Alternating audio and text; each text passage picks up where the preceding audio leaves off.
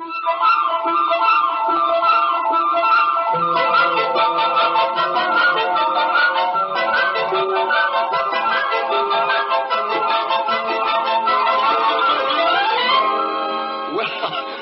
you.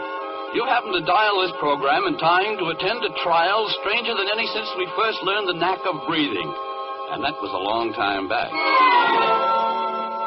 The poor folks listening to other stations will lose all this. But congratulations to you for being no such fool as to miss the Undecided Molecule.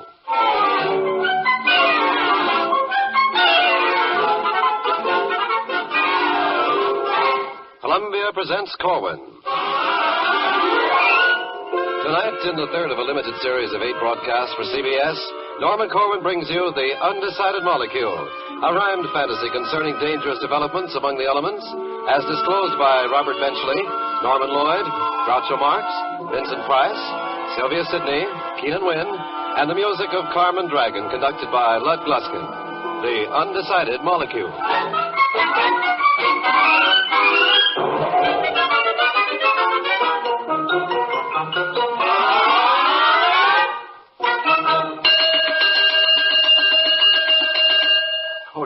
Oh dear, the cosmic alarm, which means I fear some woeful harm is afoot or a wing in the universe. Some deplorable thing, some active curse, like a falling sky, or a new star cluster been banged up by a clusterbuster. Sounds to me like a dried up sea, or another ice age for a spell. Nor maybe it's only a freezing hell. On the other hand, it might possibly be that Hitler is alive and well. But after all, there's no point guessing. If it rings again in a manner pressing, I'll answer the interstellar phone. I wish they'd leave a feller alone. Why, only last eon... Hello. Yes, this is he. What? Who? What's that? Say that again? But where? But how? But why? But when? Individually and solely? Now, wait a minute. Take it slowly. It did. Oh, no, not that. Holy jumping Jehoshaphat. I'll call a session right away. You bet. Uh-huh. Mm-hmm. Okay. Oh, grunt. Oh, moon. Oh, damn it. We are faced with a calamity. I must be cool as liquid air. Hold on. Who's that? Who's pulling my hair? Why, it is I. What am I scary at? Nonsense. I'll phone the Secretariat. Oh, dear, I am in such a tizzy. The obvious rhyme, the line is busy. I'll try again. There's no harm trying. Oh, I'm dying, Egypt. Dying. Hello. Say, this is the 5th VP in charge of physiochemistry. Now, listen here. An especially perky molecule has gone berserk. It has refused to be confined, incorporated, or assigned to anything. It simply sits with a calm expression, and it knits. Now, by all means, we must prevent such an utterly dangerous precedent. One holdout molecule, unpent, can cause the cosmos' great ferment. We must arraign this beast and try it. The charge? Inciting particles to riot. Okay, arrange. I mean arraign. I mean all three. I mean the twain. No, never mind. Just get it booked. Or else the universe is cooked. Oh, me, oh, my. Goodbye.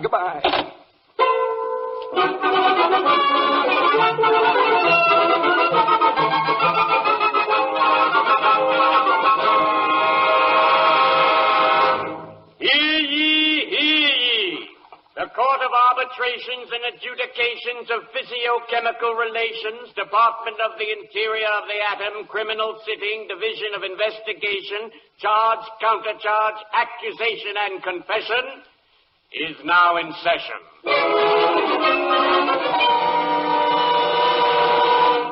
The court will rise and face the justice who will adjust this case.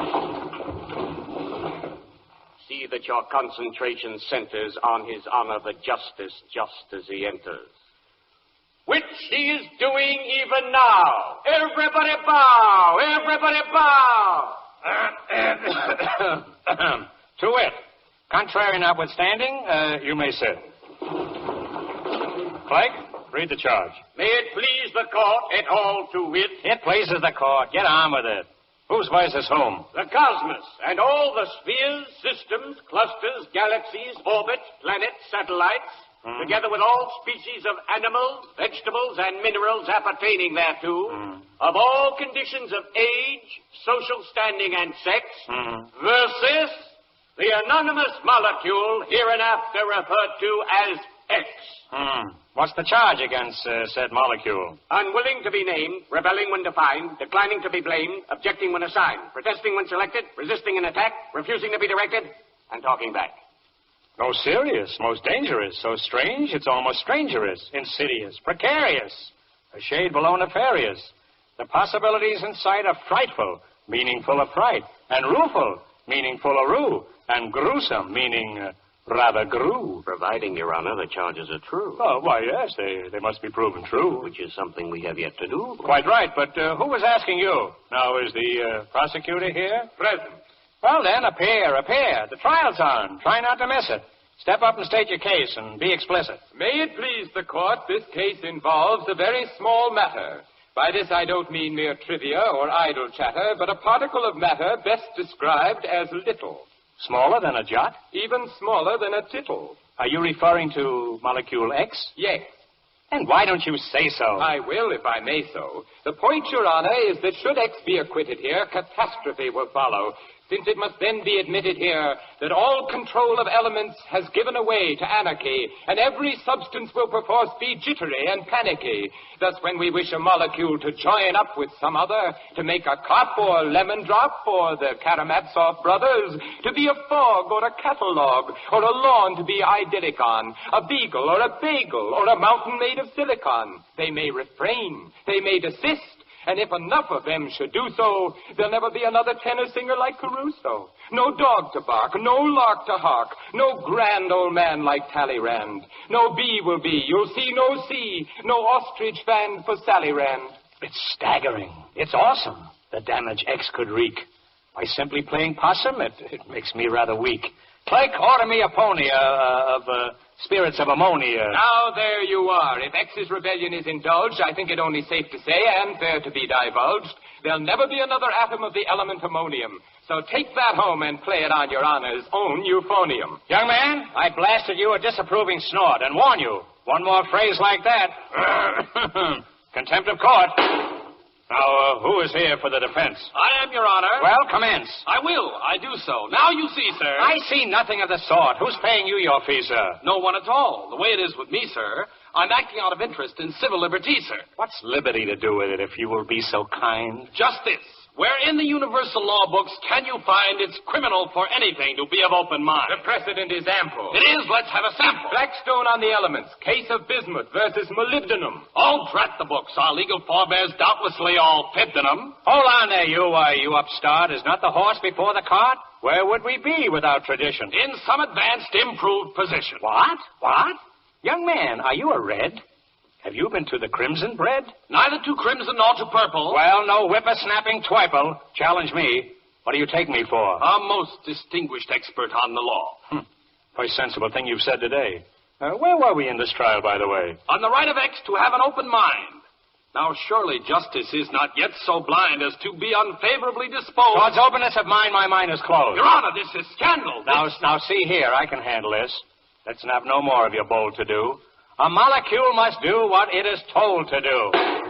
Now, that's decided. Suppose we break for lunch. I'm famished. Been a tiring day. I sure would like to crunch.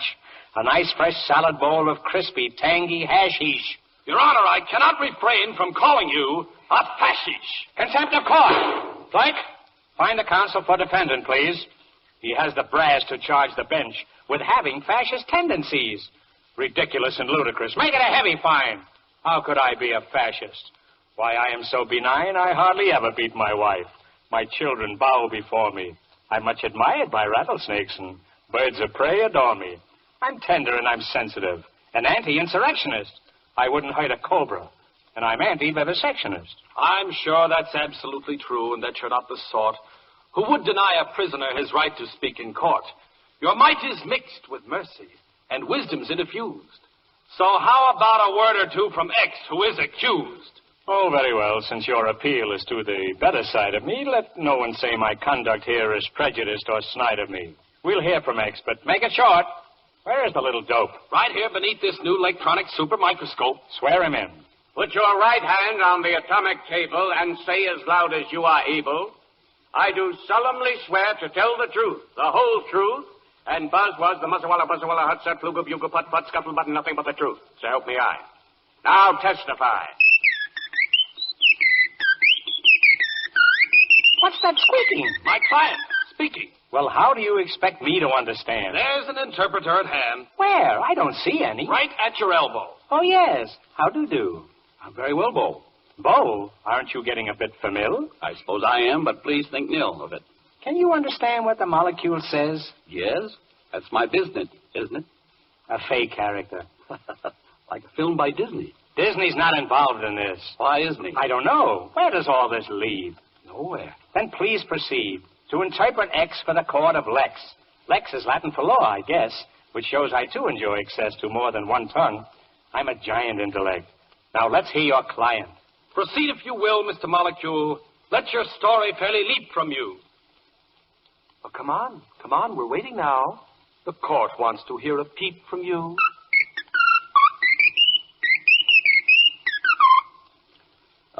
X says as follows.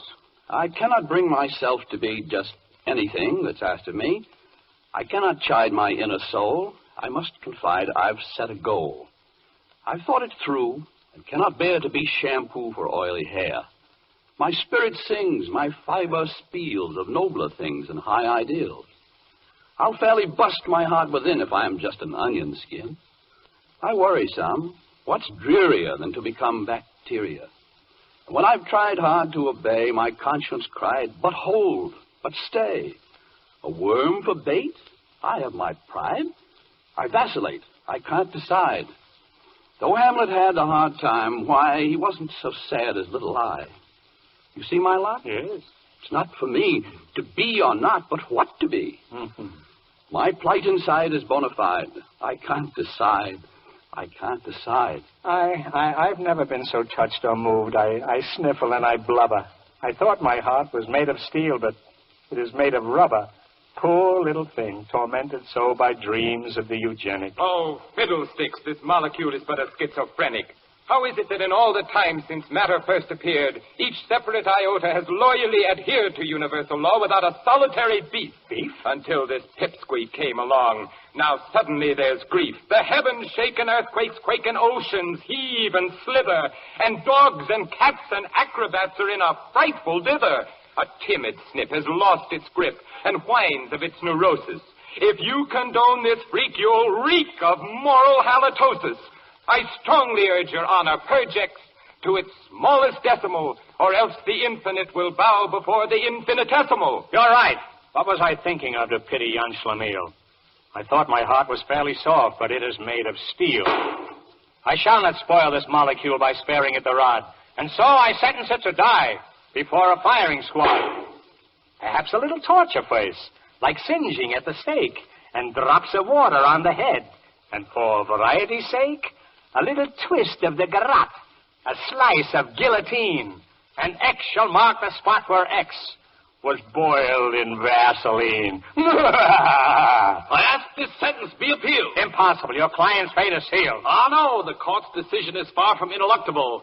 I must remind you, my good sir, that matter's indestructible. Gadzooks, it is. I had forgot. We can't destroy a particle. It seems we're in the power of this clever young upstarticle. The case is lost. I must withdraw. If punishment's not capital and X cannot be executed, I don't give a rap at all. We can't imprison it, and we'd be in a most infernal stew with cosmic checks and balances eternally askew. Oh, dear. Wees What will become of all of us? This little Jake and his strange quirk will surely be the fall of us. Your Honor. You mean me? May I have a conference with you at the bench? Of course. May I suggest a means by which disaster be evaded? My client is no pighead and may likely be persuaded to join some element or other. X is not a softy. No. It merely wishes to belong to something fairly lofty. Its point of view is forward. Its attitude is global. Its heart is set on being part of something good and noble. How righteous. So I suggest you demonstrate, and this will never hurt you, that being this or that or t'other has a point of virtue. Well, how do you propose we do it? I have a plan. I was coming to it. Invite a representative of each important kingdom. You mean like Dempsey for the ring, or Artie Shaw for Swingdom? No, but you're warm. A lion for the jungle, or an eagle for all Wingdom? Keep on. Remember, 3 of them, and 1 for every kingdom. Oh, I know. Animal and mineral and, I forget the third. The vegetable kingdom. Why, yes, of course. Absurd. That's splendid. We could get them here, and each could make a pitch. And X could then make up its mind to which it wished to hitch. I'll call a recess in this trial while we round up a trio. Meanwhile, some music. Plight? Yes, sir. Can you sing Solo Mio? No, but the court musicians would be very glad to play for you. Where's the conductor? I'm right here. Is everything okay for you? You bet. Shall I begin, Your Honor, with a prelude by Stravinsky or toccata for the G-string by the famous brothers Minsky? Have you anything around that Dmitri Shostakovich wrote? Oh, yes. A Passacaglia, and I'm sure that you will love it, not. I've changed my mind. I'll have a slug of music by Lynn Murray. The one he calls Wer klärt der Nacht, one chicken mitten curry. Is that title correct? Yeah, I fear it is. Okay, then, play it. Here it is. 1, 2.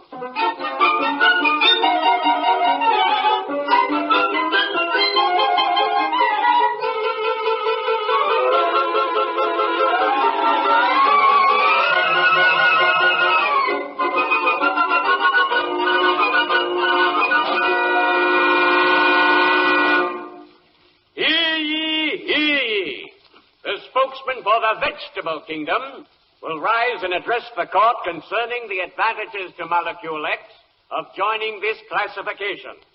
With handy allusions to paleontology, plant psychology, stems and flowers, roots and fruits, and outstanding examples of horticulture and botany, if he's got me. I doubt that X shall ever see an atom lovely as a tree. Why, nothing has got quite the charm of the most ordinary palm, with coffee beans and turpentine, and grapes which make imported wine. And as for molds and types of fungus, we have some noted ones among us. Penicillin is a spore, noble beyond metaphor. Life is earnest, life is sweet, for the common sugar beet. Cotton, spinach, hemp and hop, one could really never stop singing vegetarian praise for years and months and weeks and days. Well, X says that trees are chopped for wood and that he sees no special good in being a beet which people eat. X says a palm, though fine in Maine, can come to harm in a hurricane. The grape's a curse, since drink is evil, and cotton is worse for the boll weevil. X does not wish to look for trouble. It's not his dish, the vegetable. For a molecule that's supposed to be meek, the choosy Mr. X has a lot of cheek. Step down, vegetable. Let mineral speak. The spokesman for the mineral kingdom will address the court concerning the advantages to Molecule X of joining this classification, with allusions to metallurgy, gypsum, filiform silver, motor cars, nickel bars, pickle jars, and manganese. Please. Now, the way that X can best ensure his choice of substance will endure is to stop his flopping about and settle down to being a respectable metal. Oh, fiddly-dee, fiddly-dum, yum-yum. Oh, boy, aluminum. If he likes the work of Byron, he can be the iron in irony. That sounds to me like pure, unalloyed non sequitur. If he wishes to be a worker, he can serve in a column of mercury. And if he'd rather be gay and giddysome, there's radium, uranium, iridium.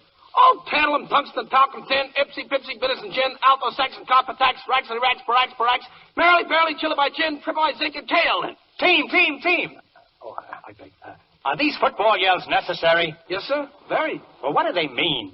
Well, amphibolsphene and pyroxene, being amygdaloidally idiochromatic, may create a stalactitic static, affecting the scalahedral speed. Mm-hmm. On this, the experts are fully agreed. Well, that clears it up very well indeed. Proceed. If X wants glamour, need he be told of silver, platinum, and gold? And the safest job on any planet is to be a nice, strong rock of granite. If he likes good cooking, that dinner will boil very nicely over mineral oil. Does he cry to be a wagon hitched to a star, then apply to be a Hollywood motor car? Oh, I could pour mineral law before you forever and a day, if it wouldn't bore you. Well, X says he, that any jury'll find mercury somewhat mercurial. Iron gets rusty, bare rocks too nude, talc is too dusty, oil is crude. The automobile is not his bent. One elliptical wheel means an accident. Gold you can keep. He simply balks at lying deep beneath Fort Knox. I've never heard such utterly rash, hypercritical balderdash.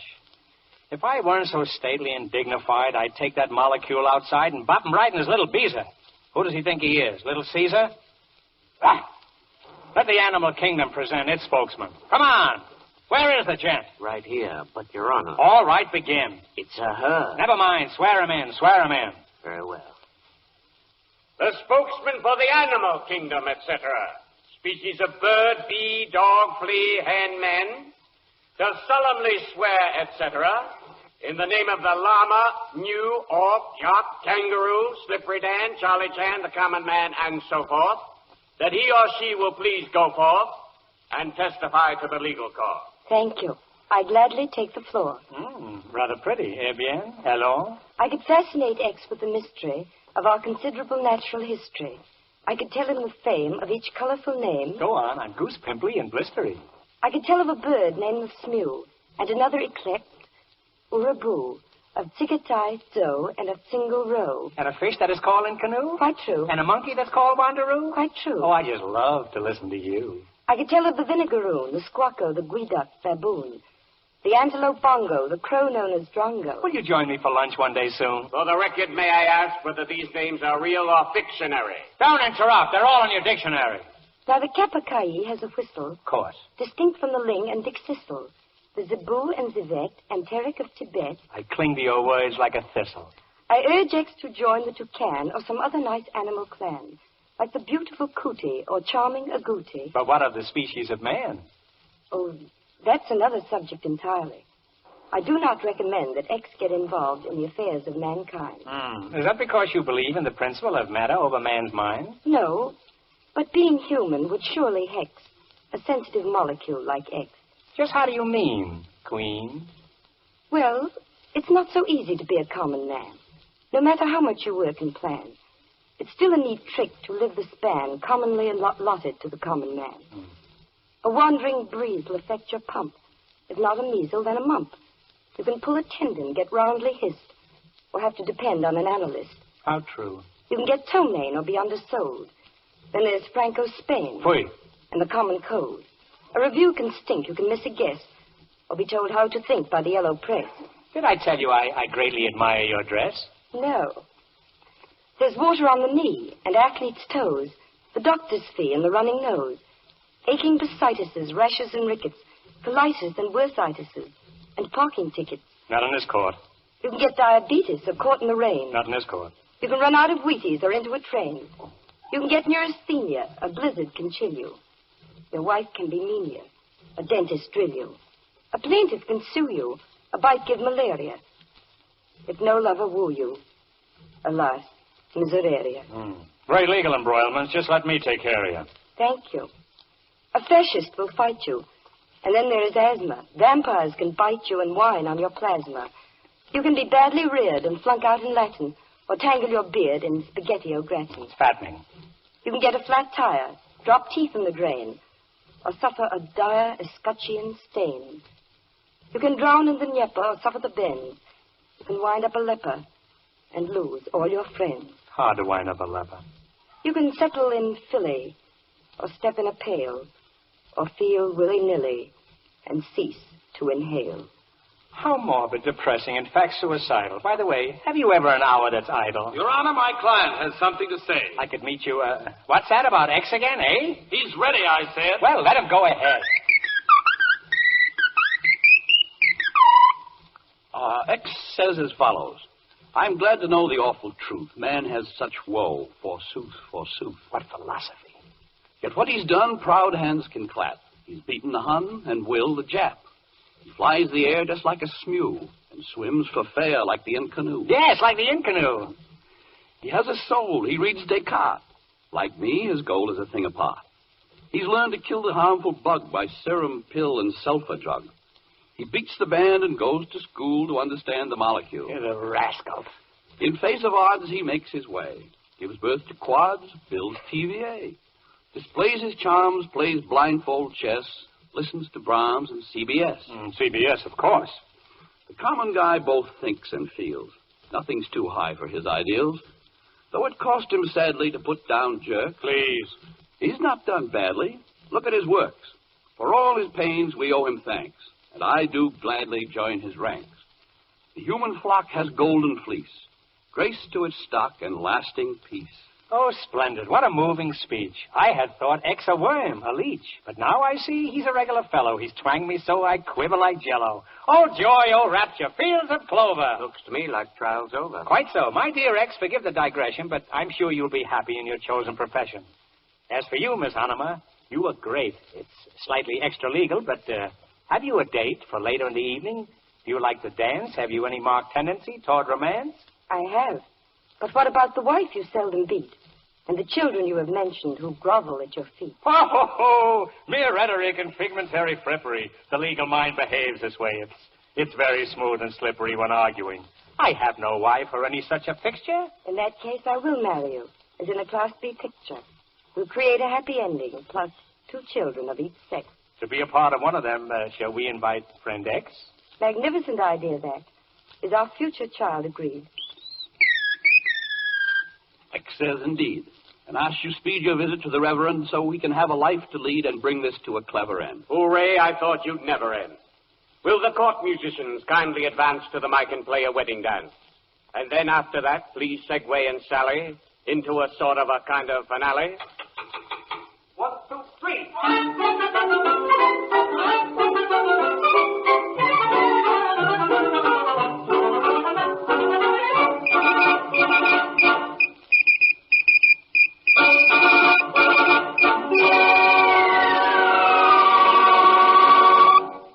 You have been listening to The Undecided Molecule, a rhymed fantasy written, directed, and produced by Norman Corwin for CBS as the third of 8 programs in the series Columbia Presents Corwin.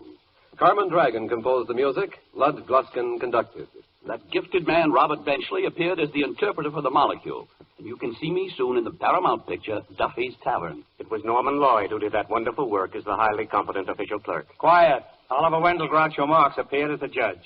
And I'm going to be together with my brothers on the stage and screen again in A Night in Casablanca. Some one of these nights. Good night.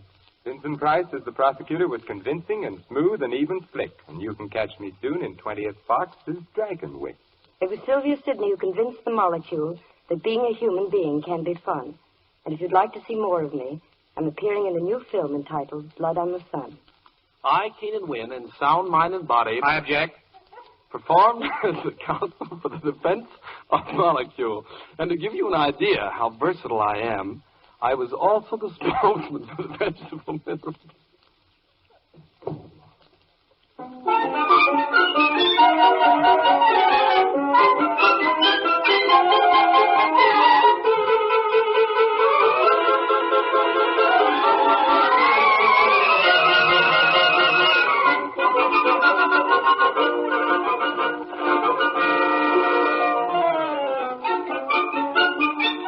Next week at this time, Columbia presents one of the most popular and often requested programs from last year's series, New York, A Tapestry for Radio, starring Orson Welles in the role of the narrator. This is CBS, the Columbia Broadcasting System.